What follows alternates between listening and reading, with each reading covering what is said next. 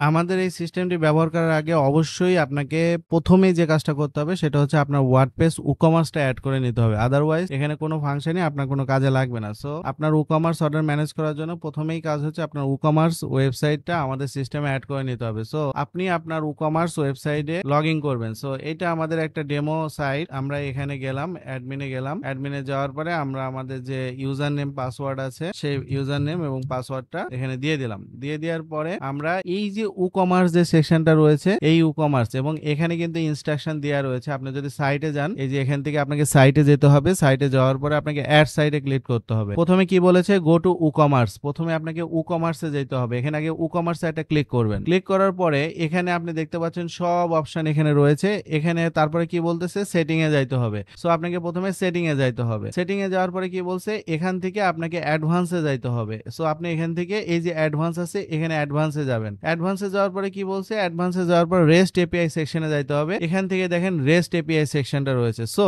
এখান থেকে আপনাকে যেটা করতে হবে, যে অ্যাড কি আছে এই অ্যাড কি বাটনে ক্লিক করতে হবে। এখানে আপনার কোনো কিছুই থাকবে না, আমরা টেস্ট করার জন্য অনেক কিছু ক্রিয়েট করেছি। সো আপনাকে যেটা করতে হবে, প্রথমে অ্যাড কি বাটনে ক্লিক করতে হবে। এখানে আপনাকে নাম দিতে হবে, যে কোনো একটা নাম দিতে পারেন। যেহেতু আপনি ইসেলস পেজের সাথে অ্যাড করতেছেন, সো আপনাকে ইসেলস পেজ লিখতে হবে।